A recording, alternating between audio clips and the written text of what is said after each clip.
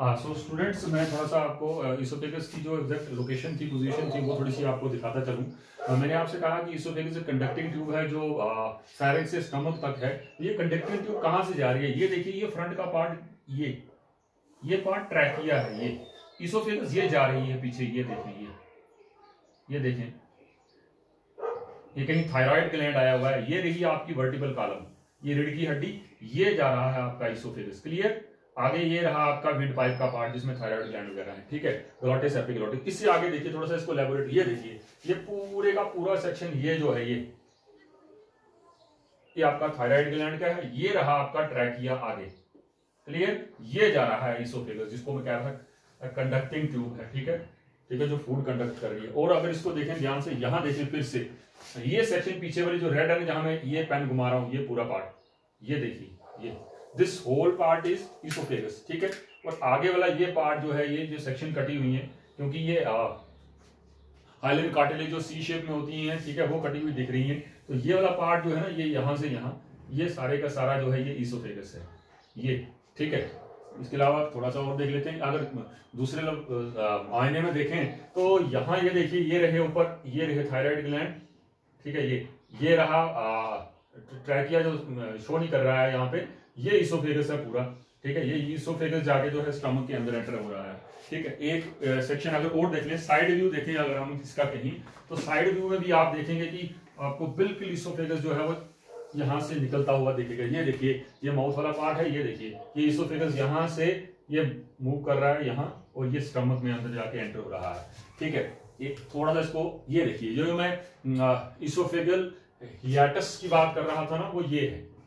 ये इसको पिर्स करके जो है फिर इसोफेगस अंदर एंटर कर रहा है और आगे जाके स्टमक में एंटर कर रहा है। मेरे ख्याल से इससे आपको क्लियर हो गया होगा। जो मैं अपर इसोफेजियल स्फिंक्टर मसल्स की बात कर रहा था, वो ये हैं बच्चे जो इसको क्लोज करते हैं, और लोअर इसोफेजियल स्फिंक्टर मसल जो हैं वो ये हैं जो इसको कंट्रोल करते हैं। ठीक है जी। और इसके अलावा ये जो स्वेलोइंग और डिग्लूटिनेशन का प्रोसेस हम देख रहे थे, इसको भी थोड़ा सा देखते चलें कि बोलस कहाँ है और कहाँ जा रहा है। ये देखिए, बोलस फूड यहाँ है। जब फूड जो है माउथ में है, तो ये देखिए टंग की पोजीशन, फेरेंक्स की पोजीशन। ये मैंने आपसे कहा था कि एपिग्लोटिस, देखिए ये एपिग्लोटिस की पोजीशन है ये। और एपिग्लोटिस जो है वो क्लोज करेगा किसको? इस पार्ट को, जो ये पूरा मैं यहां लेके जाऊं तो ये नीचे से ट्रैकिया का पार्ट है पूरा। ये देखिए, ये और इसके इधर से इसोफेगस का पार्ट है। और ये आपको दिख रहा होगा, ये देखिए इसोफेगस को ये कंस्ट्रिक्टेड जो कंस्ट्रक्शन करके रखी हुई है उसके मसल्स ने, ये इसोफेगस का पार्ट है। ये देखिए, ये रहा ट्रैकिया का पार्ट। तो हो क्या रहा है, जैसे ही हम फूड कंज्यूम करते हैं, बोलस हम इंजेस्ट करने की कोशिश करते हैं, तो हो क्या रहा है, ये जो यहां देखिएगा पोजीशन एपिग्लोटिस की, एपिग्लोटिस यहां से घूम के ये नीचे आ रहा है, जैसे ही बोलस नीचे आ रहा है। तो एपिग्लोटिस क्या कर रहा था? इस पार्ट को बंद कर रहा था, ग्लोटिस को, जो ओपनिंग है फेरेंक्स की, फेरेंक्स की ओपनिंग को इसने बंद किया और फूड को पीछे कंडक्ट किया। यही टाइम पीरियड है जब हम किस चीज को अंदर लेते हैं तो हमें कुछ सेकंड के लिए हमारी सांस जो है वो बंद होती है। वो यही रीजन है कि एपिग्लोटिस जो है डाउनवर्ड ग्लोटिस को क्लोज करता है। ये देखिए, ग्लोटिस को क्लोज करता है ताकि पीछे से आपका बोलस जो है वो नीचे जा सके। अब जब ये रहा लैरिंजोफेरेंक्स वाला पार्ट, अब इसका ग्लिट जो है किसका? इसोफेगस की ओपनिंग, ये स्फिंक्टर मसल्स तब रिलैक्स करते हैं। ठीक है, कंस्ट्रिक्टेड रिलैक्स करते हैं और फूड को नीचे जाने देते हैं। अगर ये रिलैक्स नहीं करेंगे तो फूड नीचे की तरफ एंटर नहीं करेगा। ठीक है, इस फर्दर आगे देख लीजिएगा, वापस आके ये कंस्ट्रिक्ट हो गए हैं मसल्स जो हैं। इसके बाद सर्कुलर मसल्स और लॉन्गिट्यूडिनल मसल्स दोनों देखिए, ये पेरिस्टाल्सिस का प्रोसेस फूड को नीचे पहुंचाते हुए सीधा स्टमक में जो है वो डंप कर रहे हैं। तो मुझे लगा कि ये आपको बताना जरूरी है। यहाँ फिर देख लीजिएगा, ये बोलस जो है वो नीचे की तरफ जा रहा है। पोजीशन देख लीजिए एपिग्लोटिस वगैरह की। नेक्स्ट टाइम में ये देखिए, एपिग्लोटिस ने यहाँ आके इसको बंद कर दिया और ये टंग का पार्ट ये जाके ऊपर लग रहा है सॉफ्ट पैलेट के ऊपर, और फूड उसके बाद जो है वो नीचे जा रहा है। सो ये देखिए फिर से ये पार्ट जो है, ये कंस्ट्रिक्शन मसल जो है वो वर्क कर रहे हैं और फूड को कंडक्ट कर रहे हैं। यहाँ पे एक मैं बात आपको बताता चलूं, GERD। चलिए इसको स्टमक में डिस्कस करते हैं अभी। इसके बाद नेक्स्ट पार्ट जो है that is your stomach. So stomach को हम क्या कहते हैं? It is a J shape muscular bag. हाँ, ये देख लीजिए नेक्स्ट पार्ट जो है, that next part is your stomach. Stomach को हम गैस्ट्रल भी बोलते हैं, स्टमक को हम गैस्ट्रल भी बोलते हैं।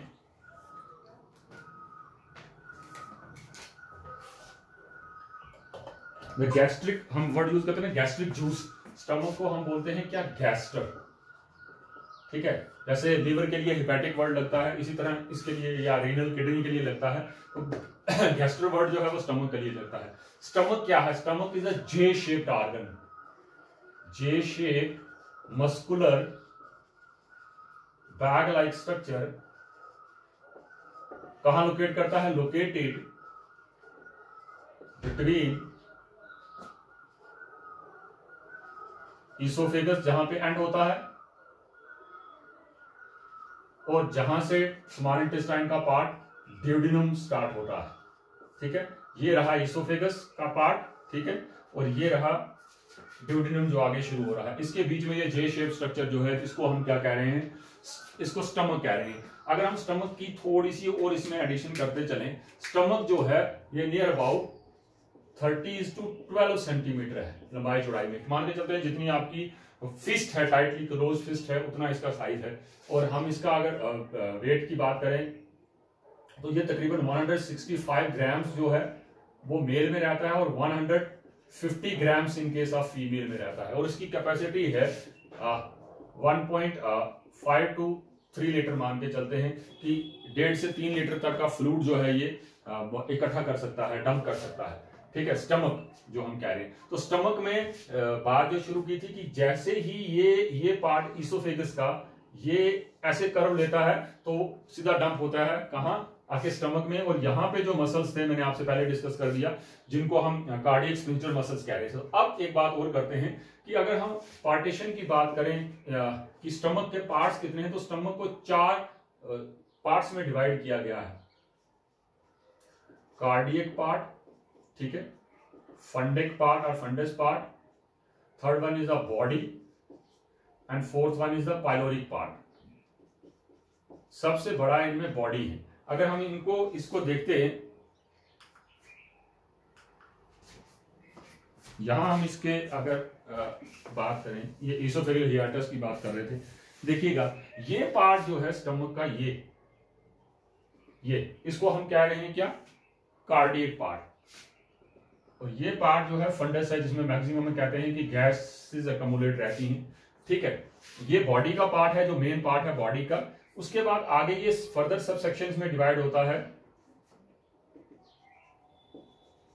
ये पीछे सारी बॉडी है, ठीक है।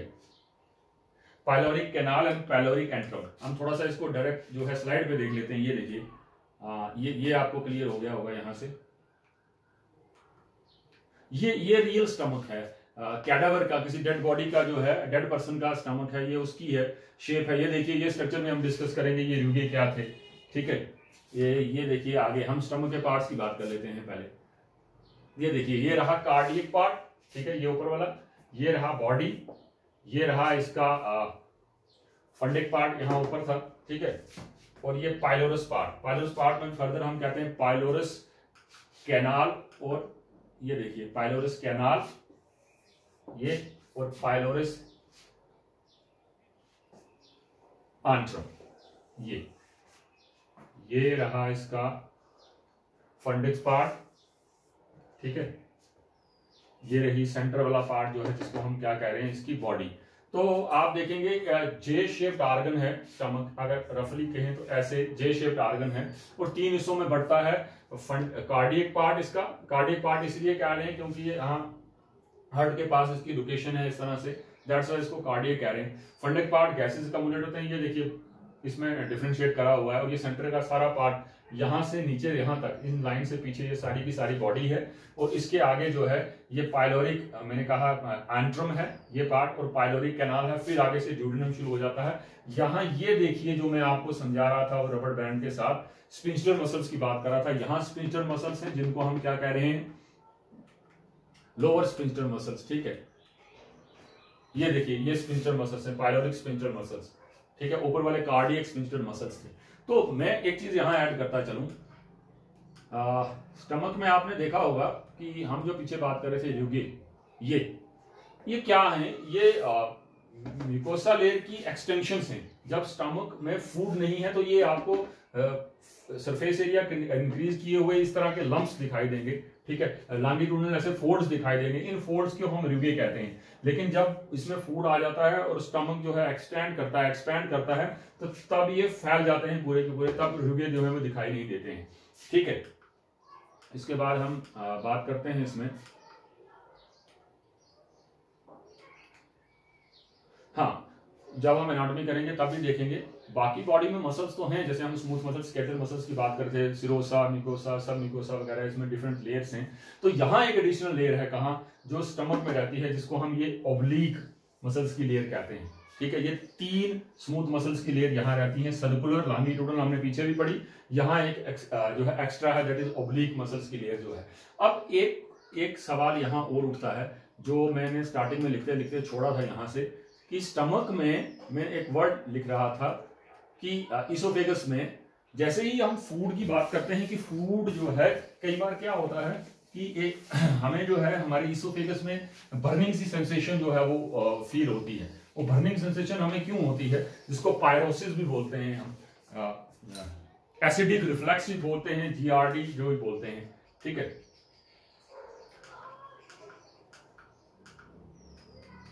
होता क्या है, जो यहां पे हमारा, जो मैं स्फिंक्टर मसल्स की बात की थी कि हमारे स्फिंक्टर मसल्स में सुपीरियर जो है स्फिंक्टर मसल है, ये स्फिंक्टर मसल से क्या होता है, समटाइम्स जो एसिडिक फूड है विद बाइल वगैरह की जूसेस के साथ, स्पेशली गैस्ट्रिक जूस के साथ जो है, ये फूड वापस ऊपर रिवर्स ऑर्डर में जाने की कोशिश करता है, रिफ्लेक्स करके ऊपर जाता है। इसको हम GERD भी बोलते हैं। GERD मतलब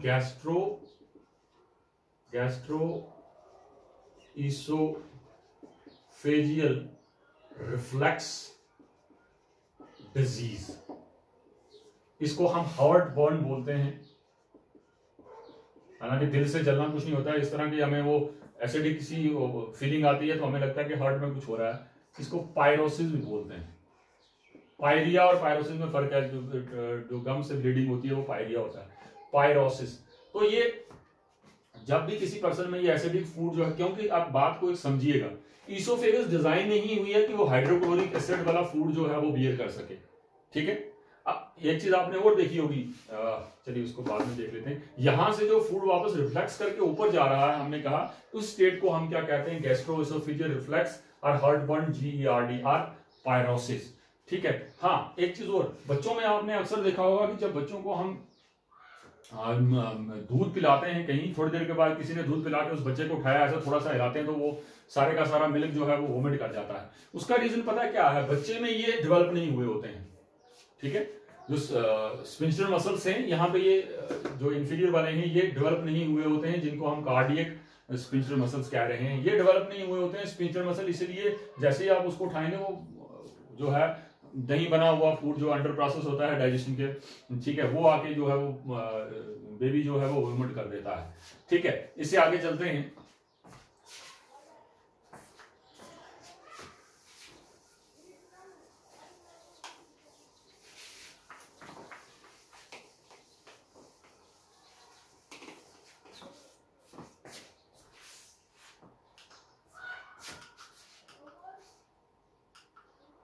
ये देखिए इंटरनल जो हम कह रहे थे, रुके, ये लाइनिंग थोड़ी सी इलेबोरेट करके बताई गई है, ठीक है। जैसे ही, हाँ, कई लोगों में प्रॉब्लम हो जाती है, उनको स्टमक रिमूव भी कर देते हैं, ठीक है। गैस्ट्रेक्टोमी बोलते हैं उसको, GASTERECTOMI, गैस्ट्रेक्टोमी। एक वर्ड याद रखिएगा आप, जब भी कहीं आप जूलॉजी में कहीं भी एक्टोमी वर्ड पढ़ें, इसका मतलब है ऑपरेट करके कोई चीज निकाली जा रही है, ट्यूबिक्टोमी, वेसिक्टोमी, ठीक है। उनको जो है किसी या कोलिसिस्टिक्टोमी, ठीक है, उसको रिमूव किया जा रहा है तो एक्टोमी वर्ड लगता है। और ITIS जहां भी लग रहा है, इसका मतलब इन्फ्लेमेशन है, ठीक है, किसी भी तरह की स्वेलिंग हो रही है, तो उसको हम, ये 2 वर्ड याद रखिएगा, ठीक है। तो स्टमक की बात कर रहे थे, स्टमक में जे शेप्ड ऑर्गन है, ये देखिए रुके, बिल्कुल गैस्ट्रिक फोल्ड्स जिनकी हम बात कर रहे थे वो दिखाई दे रहे हैं, ठीक है। लॉन्गिट्यूडिनल फोल्ड्स हैं जो हमें बिल्कुल क्लियर करते हैं। नेक्स्ट स्लाइड में आप देखेंगे, ये देखिए स्टमक क्या काम कर रहा है, ठीक है। हाँ, एक चीज और यहाँ याद रखने वाली है, हम लोग बोलते हैं कि हाइड्रोक्लोरिक एसिड स्टमक सिक्रीट करता है, याद रखना स्टमक में कोई ऐसा सेल नहीं है जो इकट्ठा हाइड्रोक्लोरिक एसिड आपको डंप करके देगा स्टमक में। अगर ऐसा होगा तो वो सेल्स खुद ही सर्वाइव नहीं कर पाएगा। अब यहाँ एक सवाल उठता है, ये हम क्योंकि मैंने इसको छोड़ रहा हूं क्योंकि इसको हम ग्लैंड्स में पढ़ेंगे, किस तरह के ग्लैंड्स है, ग्लैंड्स के बारे में कोई जिक्र नहीं किया मैंने तो वो हम ग्लैंड्स में डिस्कस करेंगे ऐसा क्यों हो रहा है। तो हाइड्रोक्लोरिक एसिड की बात करें तो मैंने कहा ये H पॉजिटिव आयन अलग से आते हैं और Cl आयन अलग से आते हैं।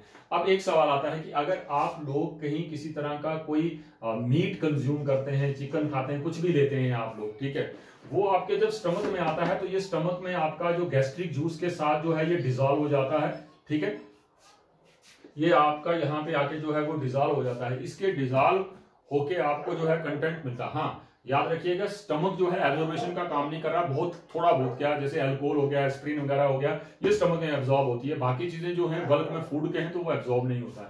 तो मेरा सवाल ये है कि अगर फूड ये मीट यहाँ आके पिघल जाता है तो स्टमक खुद में क्यों नहीं जो है वो डिजॉल्व हो जाता। उसका रीजन ये है कि गॉबलेट सेल जो है वो म्यूकस सिक्रीट करते हैं पहले फूड आते साथ ही, इसीलिए जो है ये जो है डिजॉल्व नहीं होता। और दूसरा जो बार बार आप ये ऐसे चूर्निंग सी मूवमेंट देखते हैं ना, ये स्टमक में मॉडलिंग हार्मोन की वजह से है। जो कई बार वो गुड़गुड़ू सी आवाज आती है, वो हंगर पैंग्स बोलते हैं हमें क्या हो रहा था, वो कंटिन्यूस हर मतलब 2 to 3 सेकंड्स में जो है स्टमक जो है वो मॉडलिंग मूवमेंट कर रहा होता है, फूड है तब भी, नहीं है तब भी, नहीं होगा तो तब हमें कहीं वो साउंड सुनाई देती है।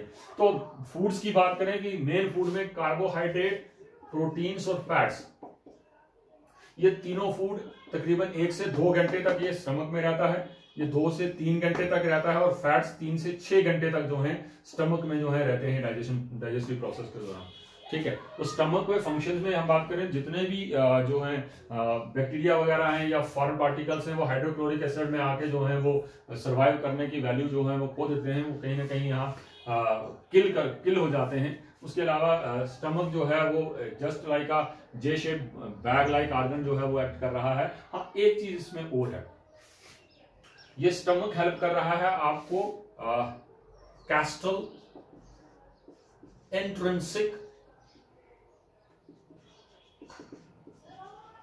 फैक्टर की सिंथेसिस करने में। ये कैस्टल इंट्रिंसिक फैक्टर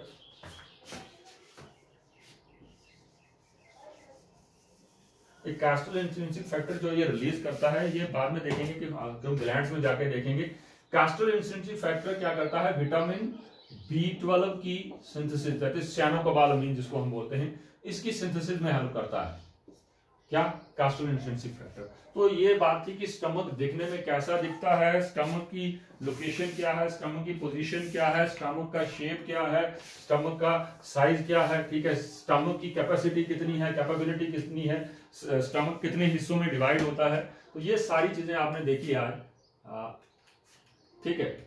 हम पायलोरिक पार्ट्स जो है वो cardiac part, body fundic part कहा, और इसी तरह स्टमक से जो चीजें बाहर निकल रही हैं वो भी कंट्रोल्ड में निकल रही हैं, ठीक है। जैसे टाइमली आई हैं वैसे ही टाइमली जो है वो बाहर जा रही हैं। तो ये पायलोरिक स्फिंक्टर मसल जो है वो इंश्योर करता है फूड को बाहर जाने के लिए। तो मैं कह रहा था कई लोगों में ये वीक होता है, इसलिए रिफ्लेक्सेस, खास करके जो जंक फूड खाने वाले पर्सन है उनमें थोड़ा सा ये ज्यादा होता है, ठीक है। तो जो ग्लैंड्स वगैरह हैं वो हम देखेंगे आगे ग्लैंड्स में। So thank you, thanks a lot.